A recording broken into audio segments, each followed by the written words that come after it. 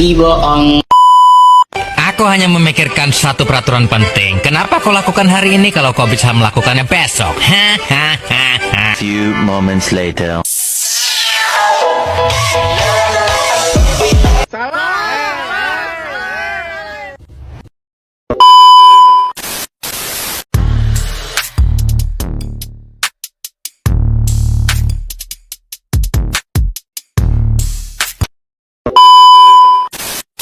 Warahmatullahi wabarakatuh.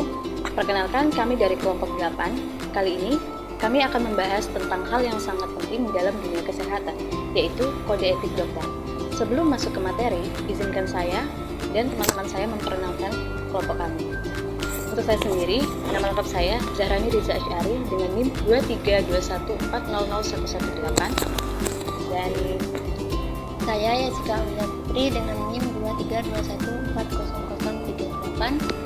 Saya Zifatul Mawiro dengan NIM 2321.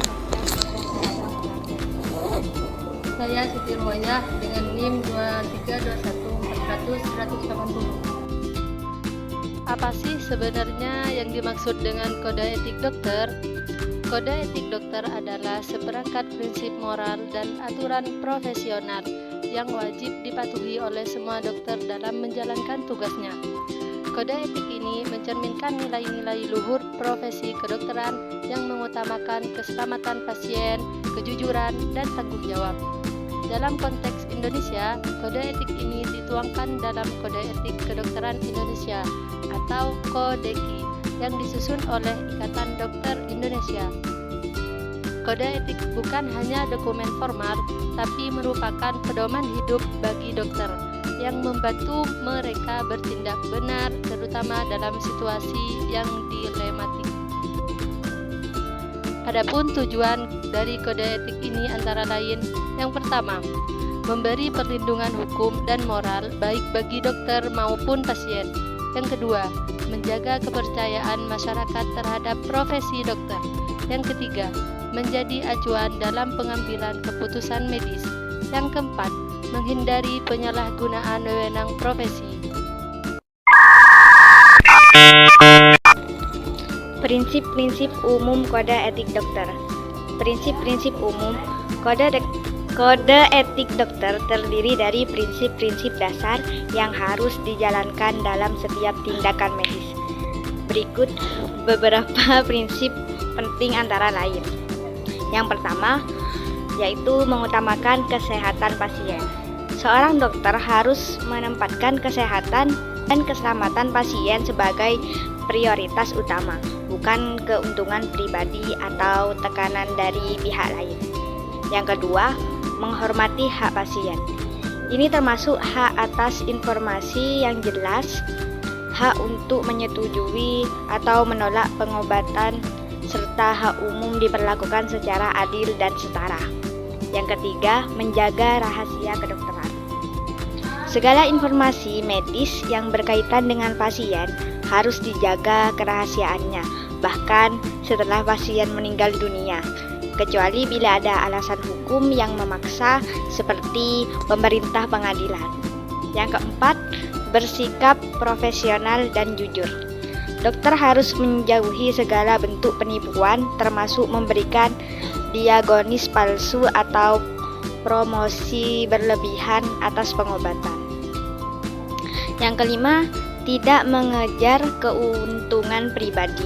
Misalnya, dokter tidak boleh merekomendasikan obat atau alat medis tertentu hanya demi mendapatkan komisi. Yang keenam, menghindari hubungan yang tidak etis dengan pasien, seperti hubungan romantis selama masa perawatan atau sikap manipulasi yang memanfaatkan kondisi pasien. Seperti kasus yang viral belakangan ini, seorang pasien yang dilecehkan oleh dokter kandungan yang terjadi di Garut, Jawa Barat.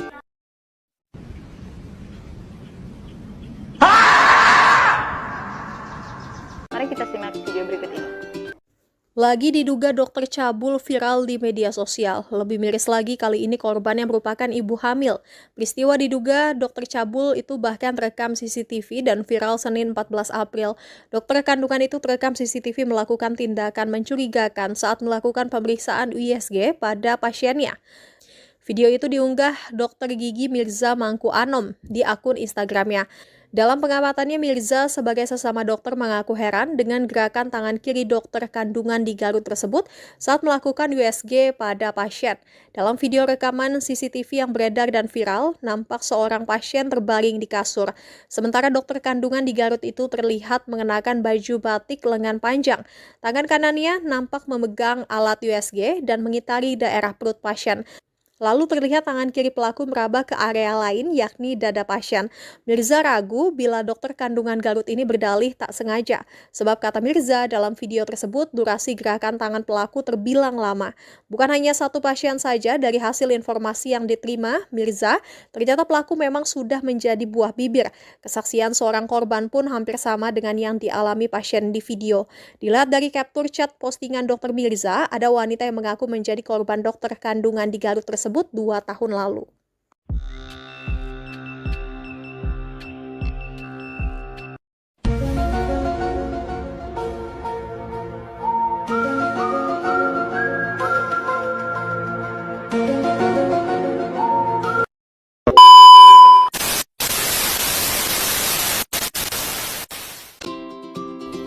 Adapun kewajiban dokter berdasarkan kode etik. Yang pertama, terhadap pasien, memberikan pelayanan sebaik-baiknya tanpa diskriminasi dan dengan rasa empati.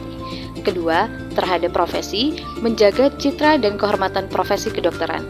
Ketiga, terhadap masyarakat, memberikan edukasi kesehatan dan berkontribusi terhadap peningkatan kesehatan masyarakat. Yang keempat, terhadap ilmu kedokteran, terus belajar dan mengikuti perkembangan ilmu pengetahuan.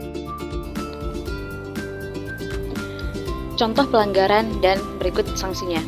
Meski sudah ada pedoman yang jelas, masih ada kasus pelanggaran etik yang dilakukan oleh dokter. Contoh nyata pelanggaran kode etik antara lain, membocorkan rahasia medis pasien, misalnya dengan membagikan hasil diagnosis di media sosial tanpa izin. Yang kedua, melakukan tindakan medis tanpa persetujuan, seperti operasi kecil tanpa informasi dari pasien. Yang ketiga, menjalin hubungan pribadi yang tidak profesional dengan pasien yang sedang ditangani. Yang keempat, menolak memberikan layanan kesehatan karena alasan pribadi, ekonomi, atau diskriminatif. Yang kelima, mengiklankan diri secara berlebihan, misalnya dengan testimoni palsu untuk menarik pasien. Berikut sanksi bagi pelanggar kode etik. Lalu, apa konsekuensi bagi dokter yang melanggar? Sanksi yang bisa dijatuhkan oleh Majelis Kehormatan Etik Kedokteran (MKEK) antara lain: 1. Teguran tertulis. 2. Skor sementara dari organisasi profesi. 3. Pencabutan keanggotaan dari IDI. 4. Pencabutan izin praktik oleh Konsil Kedokteran Indonesia. 5. Dalam kasus berat bisa diproses hukum secara pidana atau perdata. Jadi, kesimpulannya, berdasarkan pemaparan yang telah disampaikan, dapat kita simpulkan bahwa kode etik dokter adalah fondasi penting bagi dunia medis. Dengan mengikuti kode etik, dokter tidak hanya menjaga martabat dirinya sebagai profesional, tetapi juga memberikan perlindungan dan rasa aman kepada pasien. Kode etik ini juga menjadi panduan moral di tengah perkembangan teknologi dan tekanan dunia medis yang semakin kompleks. A few moments later. A few inches later. 2 hours later. 1 eternity later.